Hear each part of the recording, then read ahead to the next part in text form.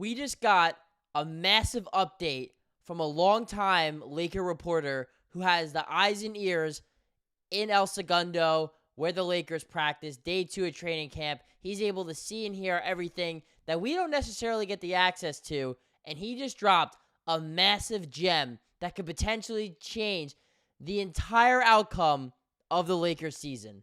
Welcome to Lakers Digest. My name is Hunter Pitcoff, and we cover everything surrounding your Los Angeles Lakers. And if you have not subscribed already, guys, what are you doing? I mean, we have an actual basketball game preseason, but an actual preseason basketball game. The purple and gold will be back out there for your Los Angeles Lakers against the Minnesota Timberwolves this Friday, October 4th. So you better subscribe now because we're going to keep you up to date with everything this preseason as well as everything going on, all 82 games of the regular season, and hopefully some playoff basketball as well. So today's topic, we're going to be talking about what we have all been waiting for. And this is the update that Jovan Buha of The Athletic, who covers the Los Angeles Lakers, gave earlier today.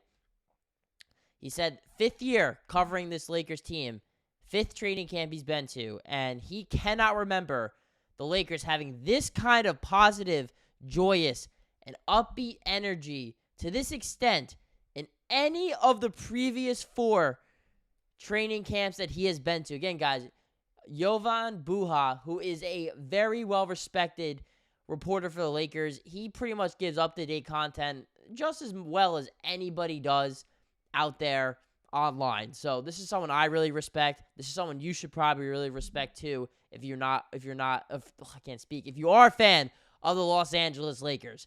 And he also provided some more context here as well, which I'll show you guys.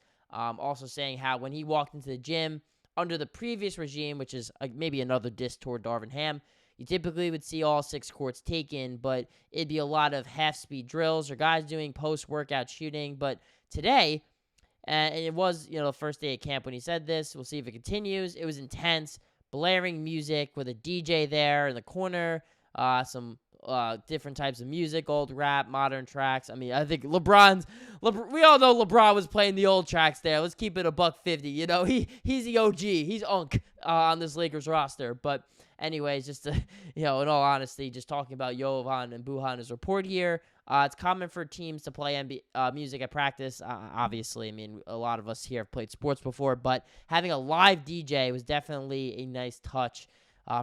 According to Buha's words, also saying too that it was high beat, high intensity environment, involving LeBron and his son, and players were going through drills and shooting at game style speeds, and the intensity stood out, especially with LeBron, Bronny, and Max Christie shooting drills earlier today. So, Jovan Buha, again, he is just reporting what he's seeing, guys. He works for The Athletic. He's not worked for the Los Angeles Lakers, so he is going to give us the raw, honest truth of what he is seeing out there. And he's telling us, who are not there in El Segundo in L.A., I'm from Long Island, New York. I'm on the complete opposite coast of what's going on in L.A. right now. And he's telling us there's a lot to be excited about. And vibes are at an all-time high, as he has said it best. And just also want to talk about what J.J. Redick says as well. He clearly wants to make his presence known here in L.A. First-year head coach. He's got a lot to prove. Being the coach of the Los Angeles Lakers is probably the most high-pressure, stress job in all of basketball, regardless of levels. And this is what, of course, you guys know I can't do my graphics, right? This is what J.J. Redick said. He said, I would say our preparation bore fruit. It was a... Hold on. What? Bore fruit? Guys, let me know in the comments. Maybe I'm a little young to really understand. What the hell does that even mean? Anyways, let's go back. JJ Redick saying, bore fruit, the preparation. It was a very productive day. I thought our guys came in with a really high level of focus and intent. And all the things that we talked about over the last 6 to 8 weeks, and the things that we talked about yesterday, which was day 1 of training camp, that we were reflected in how we played basketball today. There's a lot of good things to take away from today. So it sounds like vibes are at an all-time high. Practice is going well. Guys are going hard. It seems like this entire off-season, preseason, training camp has just been one big diss at Darvin Ham. I guess it just wasn't happening when he was the head coach. I don't really know, but it seems that players are in much better spirits. And I will say this, though, too, guys. definitely more of a honeymoon kind of phase, right? JJ Redick has not actually coached a game yet. We can't criticize him on anything. Let's see if those vibes are high in game 10, game 20, trade deadline, postseason, after a tough losing streak. Injuries happen. He gets criticized. I mean, I don't know. I mean, the good thing is JJ Redick played in the league so long. He knows what it's like to be criticized and how to handle it, so that's good. And dude's the all-time league scorer in Duke history, and everyone hates their Duke white boys, except for me, because I'm a big Duke fan too, guys. But go Devils. And JJ Redick, he's used to this. But I will say, though, the fact that this is happening, the reports are there, and then Jovan Buha, again, guys, a reporter for The Athletic, right? Not for the Lakers. He covers the Lakers, is telling us who's at these practices so far, 2 days of training camp, that he has not seen this yet in 5 seasons. And he's covered 3 different coaches, guys. It's crazy to think in 5 years. He's already covered Frank Vogel, who won a championship with the Lakers, and that 2020 team that won the championship in Disney. That team had amazing chemistry.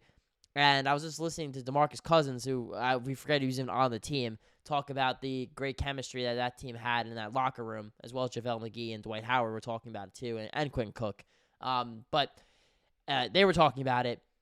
Clearly, the vibes are off when Russell Westbrook was there because it was a weird fit. It was a really bad season that first year, and eventually he got traded. And I'm not scapegoating Russell Westbrook, guys. He's a great teammate and a great guy, so don't misquote me on that. You've heard it here first. But Darvin Ham clearly did not have a great pulse on the team either. So it really seems like JJ Redick is trying to establish a culture here. And the Lakers have not had a strong culture since that championship team, which, guys, it's going to sound gross. It's been 5 seasons now. It's going to be 5 seasons since the Lakers last won a championship. Maybe we're a little spoiled as Laker fans, but still, it's been a little bit. We can't cling on to that 2020 amazing run anymore like we could back in 2021 or 2022. It's fairly gone in the past. LeBron and Anthony Davis are the only 2 players still here. None of the coaches are still here anymore. Really, none of the training staff. Rob Pelinka and some of in the Bus family, the only people still here for the most part, and maybe something like the security crew or something like that. But other than that, guys, it's a brand new regime. JJ Redick is gonna have a chance, and he's entering a team which a lot of first-year head coaches don't get. He's entering a team that's already pretty good, a team that's been in the playoffs. 4 out of the last 5 seasons, has a championship, has 2 Hall of Famers on the roster. He's entering a situation that most head coaches, they're entering horrible situations with dysfunctional franchises. Although we want to say the Lakers are super dysfunctional, guys. They're not even near as dysfunctional as other teams. I'm a Carolina Panthers fan of football. You want to talk about dysfunctional?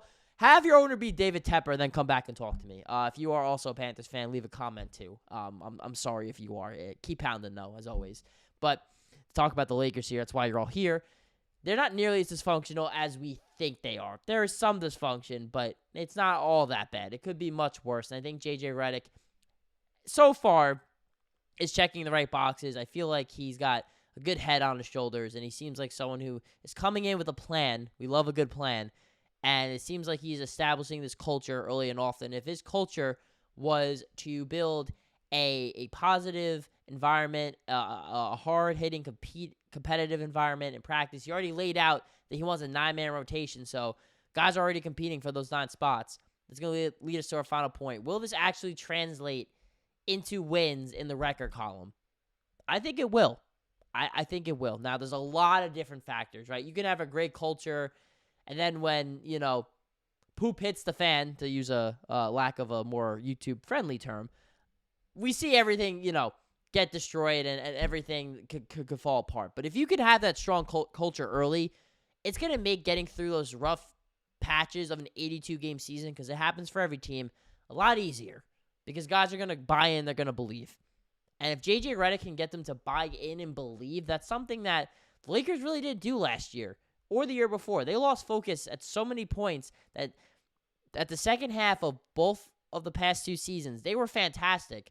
But they only finished 7th in the Western Conference standings because they had to keep climbing the ladder because they lost focus. They lacked that attention to detail, and they lacked that culture to get them through a rugged 82-game season. They had enough talent to turn it on late, made a postseason run back in 2023, but That was not able to be the case this year as they met their match in 5 with the Denver Nuggets. So can J.J. Redick get them to ride the ship, get them to buy in all 82 games this year, and will that lead to success? If he's able to do it, my answer is hell yeah. Of course, there's injuries that happen. There's trades that happen.